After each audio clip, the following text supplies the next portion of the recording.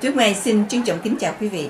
Kính thưa quý vị, hôm nay Tuyết Mai hân hạnh gửi đến quý vị một vài hình ảnh phần đầu của chương trình Vinh, Danh và Tri Ân được tổ chức vào chiều 19 tháng 6 năm 2015 tại Kennedy Center. Đây là một trong những sinh hoạt của Hành trình đến tự do do tiến sĩ Nguyễn Đình Thắng, Tổng Giám đốc PPSOS cùng cựu dân biểu Cao Quang Ánh, Liên minh cho một Việt Nam tự do và dân chủ cùng nhiều nhà lãnh đạo các tiểu bang tổ chức. Kính mời quý vị theo dõi một vài hình ảnh của chúng tôi hôm nay. MC Cung Hoàng Kim, đương kim hoa hậu của Nebraska. MC Chris Phan.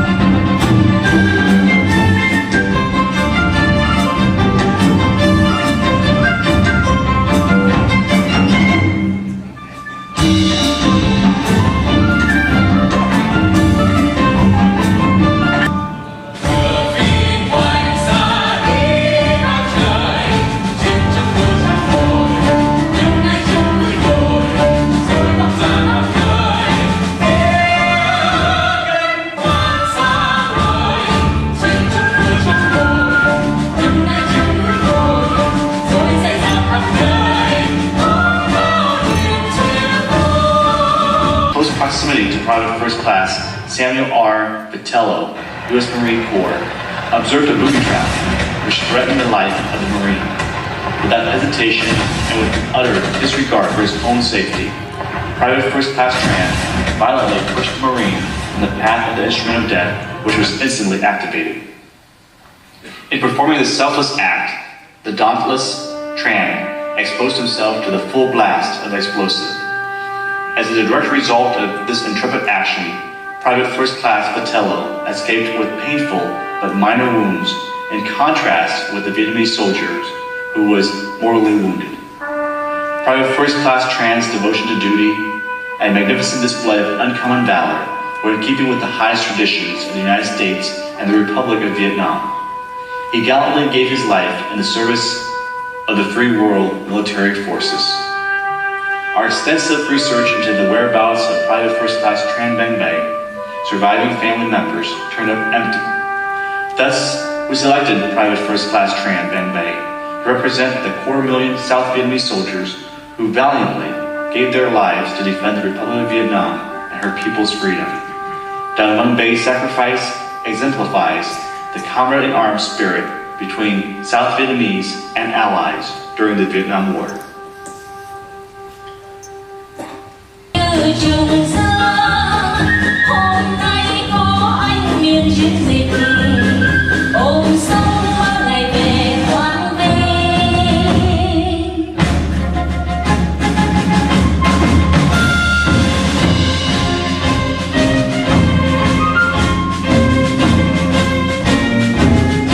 And fought shoulder to shoulder with Vietnamese military and civilian units throughout the country, in cities and remote hamlets, in the countryside and in the Delta, living and sometimes dying at the side of their Vietnamese counterparts. Advisors earned the very first and the last Medal of Honor in Vietnam. Captain Roger Donlin, U.S. Army, July 1964, and Petty Officer Michael Thornton, U.S. Navy, 30 October 1972. Many advisors remained with their Vietnamese counterparts to the very end and left on the final flight out of Vietnam on April 30th, 1975.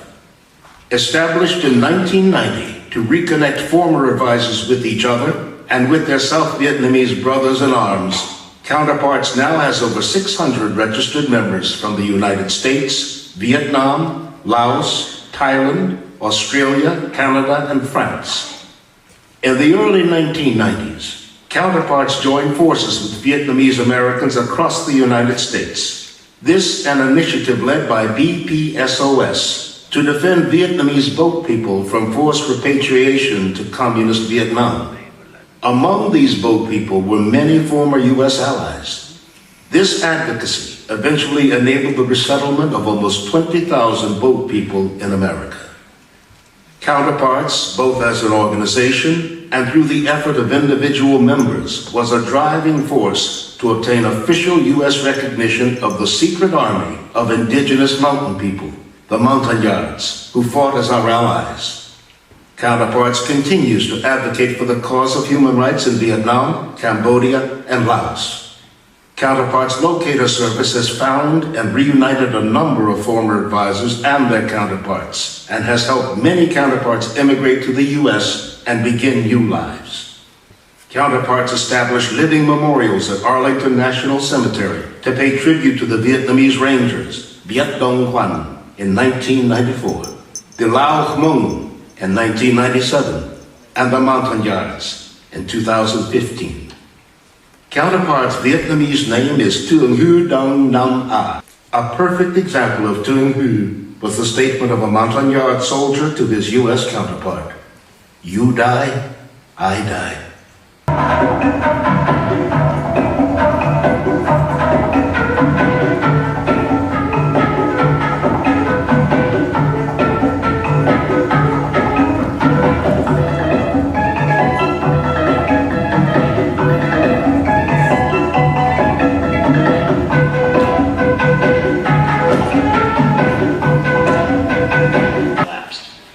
Vietnamese troops quickly advanced towards Saigon, the capital.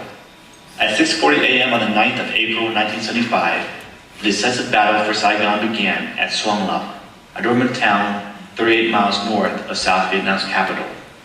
Outnumbered by 7-1, the 18th Infantry Division held their heroic stand, knowing that they were the last line of defense for Saigon and the Republic of Vietnam.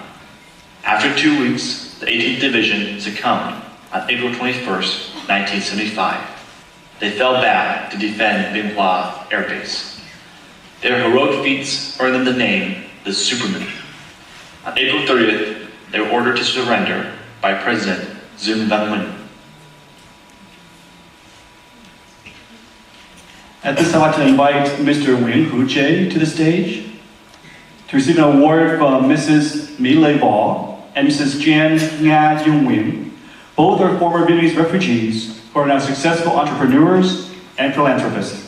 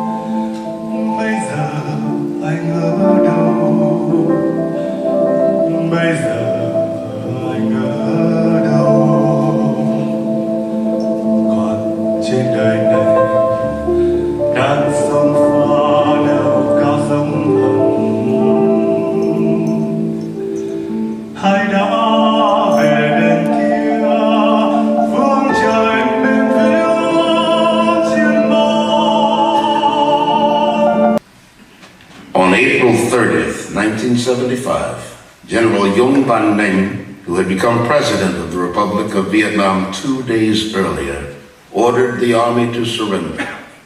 Instead, hundreds of South Vietnamese soldiers took their own lives.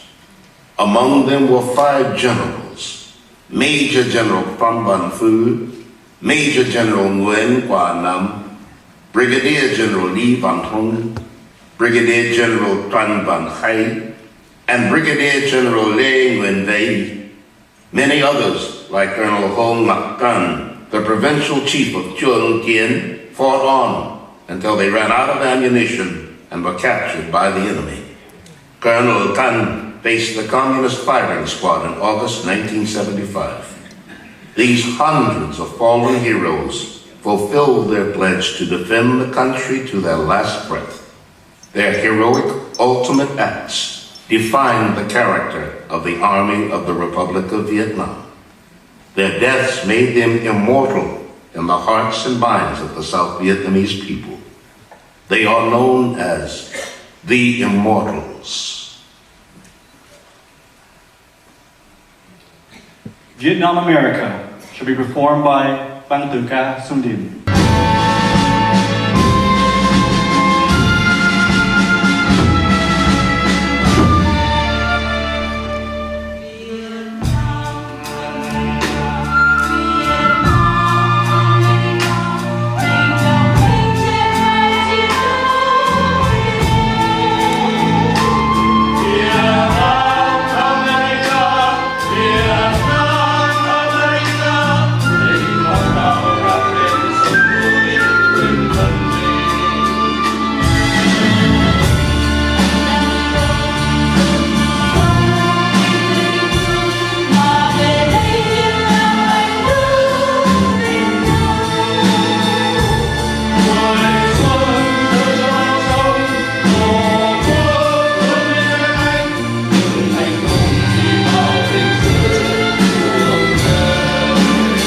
A small group of us who had served in Vietnam began to get together to try to establish a number for the Vietnamese whom we felt we had an obligation to try to bring out of Vietnam.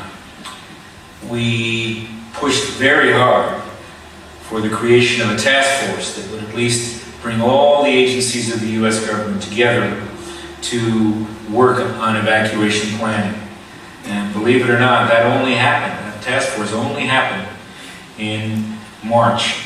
Meanwhile, a team of courageous officers at the U.S. Embassy in Saigon put in place arrangements as to maximize the number of Vietnamese to be evacuated.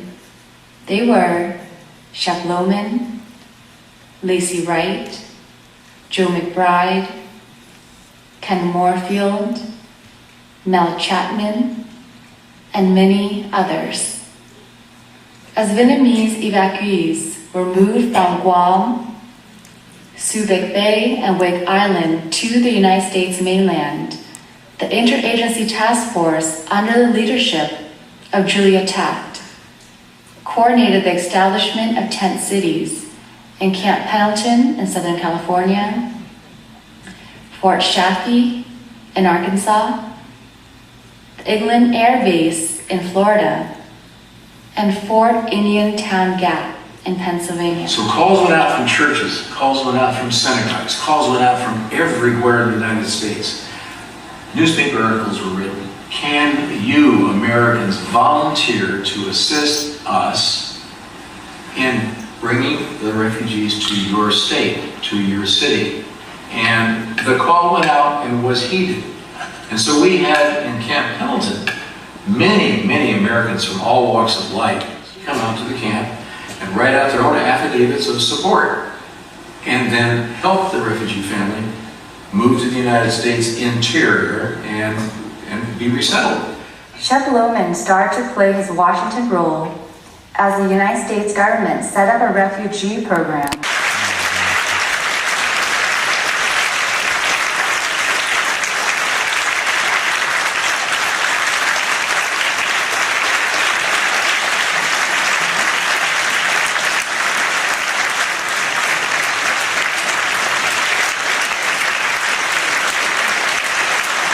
Thank you so much, Saigon Heroes.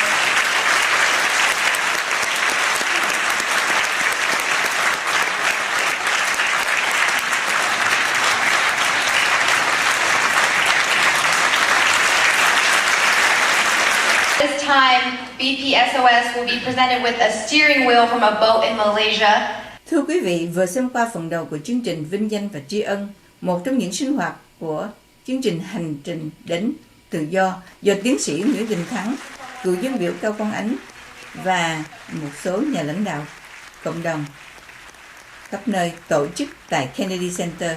Chương trình phóng sự của chúng tôi tới đây chấm dứt. Chúng tôi xin hẹn gặp lại quý vị trong chương trình phóng sự đặc biệt kỳ tới.